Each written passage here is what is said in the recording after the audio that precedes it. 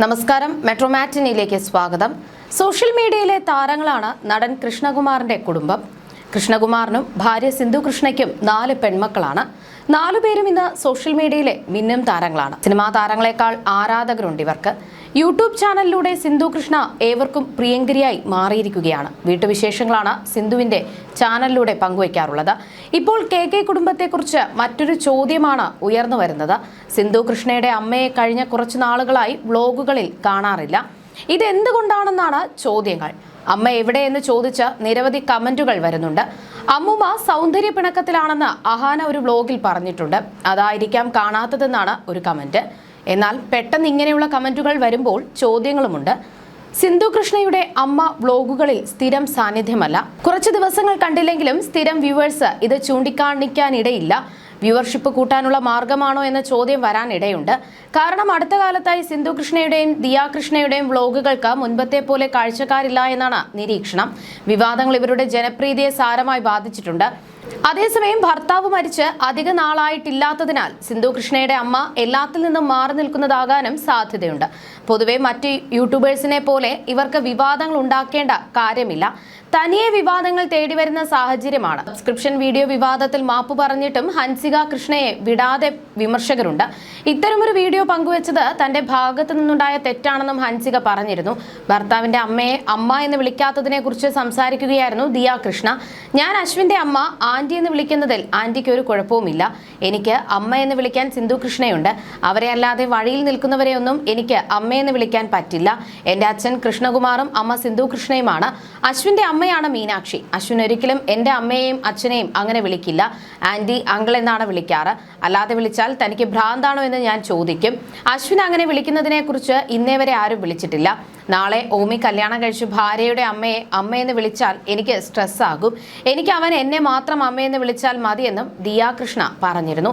ഇതിൽ മാപ്പ് പറയാൻ ദിയ കൃഷ്ണ തയ്യാറായിട്ടില്ല. പകരം വിമർശകരുമായി തർക്കിക്കാൻ ശ്രമിച്ചു. ഇതും വലിയ തിരിച്ചടിയായി മാറിയിരുന്നു. കുറച്ചു നാളുകൾക്ക് മുൻപായിരുന്നു സിന്ധു കൃഷ്ണയുടെ പിതാവ് S രംഗനാഥൻ മരിച്ചത്. വാർദ്ധക്യ സഹജമായ ആരോഗ്യ പ്രശ്നങ്ങൾ രംഗനാഥൻ ഉണ്ടായിരുന്നു. സിന്ധു കൃഷ്ണയുടെ ചില വ്ലോഗുകളിൽ പിതാവിനെ കാണാറുണ്ടായിരുന്നു. അവസാന നാളുകളിൽ എല്ലാ പരിചരണവും നൽകി സിന്ധു കൃഷ്ണ പിതാവിനരികിൽ തന്നെ ഉണ്ടായിരുന്നു. സിന്ധു കൃഷ്ണയുടെ മക്കൾക്ക് പ്രിയപ്പെട്ട മുത്തശ്ശനായിരുന്നു രംഗനാഥൻ. എന്നാൽ സിന്ധുവിന്റെ രണ്ടാമത്തെ മകളായ ദിയ കൃഷ്ണയ്ക്ക് വലിയ വിഷമമുള്ളതായി തോന്നുന്നില്ലല്ലോ എന്ന തരത്തിലുള്ള വിമർശനങ്ങളും ഇതേ തുടർന്ന് ഉയർന്നിരുന്നു. മുത്തശ്ശൻ മരിച്ച വിവരം സിന്ധുവിന്റെ മക്കളിൽ ആദ്യം പങ്കുവച്ചത് ദിയ കൃഷ്ണയാണ്. മുത്തശ്ശന് ആദരാഞ്ജലിയായി ഒരു ഫോട്ടോ പങ്കുവച്ച ശേഷം ദിയ തന്റെ പതിവ് പോസ്റ്റുകളിലേക്ക് കടന്നു. ബിസിനസ്സുമായി ബന്ധപ്പെട്ടതും അല്ലാത്തതുമാണ് സ്റ്റോറികൾ ദിയ ഇൻസ്റ്റഗ്രാമിൽ പങ്കുവച്ചത്. അശ്വിനൊപ്പമുള്ള പഴയൊരു റീലിലാണ് ദിയ ഒടുവിൽ പങ്കുവച്ചത്. സ്വന്തം കുടുംബത്തിലെ ഒരു അംഗം മരിച്ച് അധികം വൈകാതെ എങ്ങനെ ഒരാൾക്ക് ഇങ്ങനെ പോസ്റ്റുകൾ ഇടാൻ സാധിക്കുന്നു? മരണപ്പെട്ടവരോടുള്ള അനാദരവല്ലേ ഇതെന്ന് ചോദ്യങ്ങൾ വന്നിരുന്നു. അതേസമയം ഇഷാനി, ഹൻസിക എന്നിവർ മുത്തശ്ശന്റെ മരണശേഷം കുറച്ച് ദിവസത്തേക്ക് ഒരു പോസ്റ്റും പങ്കുവച്ചിട്ടില്ലായിരുന്നു. മുത്തശ്ശനും മുത്തശ്ശിയുമായി വലിയ അടുപ്പമുള്ളവരായിരുന്നു ഇവർ. അഹാന സിന്ധു കൃഷ്ണ പങ്കുവച്ച പിതാവിന്റെ വീഡിയോ റീപോസ്റ്റ് ചെയ്തിട്ടുണ്ട്. എന്നാൽ ദിയയുടെ പ്രവൃത്തിയിൽ പല ചോദ്യങ്ങളും വരുന്നുണ്ട്. കുടുംബജീവിതമാണ് തനിക്ക് പ്രധാനമെന്ന് പറഞ്ഞാണ് ദിയ ചേച്ചിയായ അഹാനയ്ക്ക് മുമ്പ് വിവാഹം ചെയ്തത്. എന്നാൽ തന്റെ ഭർത്താവും മകനുമല്ലാതെ മറ്റൊരു കുടുംബാംഗത്തോടും ദിയയ്ക്ക് ഒരു സ്നേഹവും ഇല്ല എന്ന് റെഡിറ്റ് യൂസേഴ്സ് പറയുന്നുണ്ട്. അതേസമയം എല്ലാവരും ദുഃഖം പ്രകടിപ്പിക്കുന്നവരായിരിക്കില്ലെന്നും അതിന്റെ പേരിൽ ഒരാളെ വിലയിരുത്താനാകില്ല എന്നും അഭിപ്രായങ്ങളും വരുന്നുണ്ട്. അതേസമയം സിന്ധു കൃഷ്ണകുമാറാണ് രംഗനാഥന്റെയും ഭാര്യയുടെയും എല്ലാ കാര്യങ്ങളും നോക്കിയിരുന്നതും സംരക്ഷിച്ചിരുന്നതും. കഴിഞ്ഞ കുറച്ചു മാസങ്ങളായി ശാരീരിക അവശതകൾ രംഗനാഥനെ വല്ലാതെ അലട്ടിയിരുന്നു. അതിനാൽ തന്നെ ഭൂരിഭാഗം സമയങ്ങളിലും എന്തിന് ഇക്കഴിഞ്ഞ ഓണത്തിന് പോലും സിന്ധു അച്ഛനുമായി ആശുപത്രിയിലായിരുന്നു. തിരുവനന്തപുരത്ത് തന്നെയാണ് സിന്ധുവിന്റെ മാതാപിതാക്കളും താമസിക്കുന്നത്. ഏറെക്കാലം രംഗനാഥൻ മസ്കറ്റിലായിരുന്നു ജോലി ചെയ്തിരുന്നത്.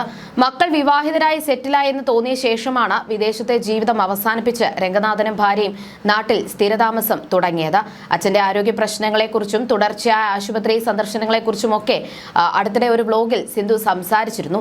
വാർദ്ധക്യം വളരെ ബുദ്ധിമുട്ടേറിയ വേദന നൽകുന്ന ഒന്നാണെന്നും പണ്ട് ഡാഡി വളരെ സ്ട്രോങ് ആയ മനുഷ്യനായിരുന്നു, ആക്റ്റീവായിരുന്നു, ഒരുപാട് എനർജി ഉണ്ടായിരുന്നു. മസ്കറ്റിൽ പാക്കിംഗ് ആൻഡ് ഫോർവേഡിംഗ് ബിസിനസ് ആയിരുന്നു ഡാഡിക്ക്. എപ്പോഴും ആക്റ്റീവായി നടക്കുന്ന ഡാഡിയെ മാത്രമേ ഞാൻ കണ്ടിട്ടുള്ളൂ. ഭാരമെടുക്കാനൊന്നും ഒരു ബുദ്ധിമുട്ടും ഉണ്ടായിരുന്നില്ല. ആ ഡാഡിയെ ഇപ്പോൾ അവശനായി കാണേണ്ടി വരുമ്പോൾ വിഷമം തോന്നുന്നു എന്നായിരുന്നു മുമ്പൊരിക്കൽ സിന്ധു കൃഷ്ണ പറഞ്ഞിരുന്നത്. ആരെങ്കിലും എപ്പോഴും ഒപ്പമുണ്ടാകണം. സ്ട്രോക്ക് വന്നതുകൊണ്ട് ബാലൻസ് പോകും. സർജറി ചെയ്തിരുന്നു. അതുകൊണ്ട് സ്വന്തമായി താടി ഷേവ് ചെയ്യാൻ പോലും കഴിയില്ല എന്നാണ് സിന്ധു കൃഷ്ണ മുൻപൊരിക്കൽ അച്ഛനെക്കുറിച്ച് സംസാരിച്ചിരുന്നത്. 2 പെൺമക്കളാണ് എന്നതുകൊണ്ട് തന്നെ കൃഷ്ണകുമാറിനെ മൂത്ത മകനായാണ് രംഗനാഥൻ കണ്ടിരുന്നതും സ്നേഹിച്ചിരുന്നതും.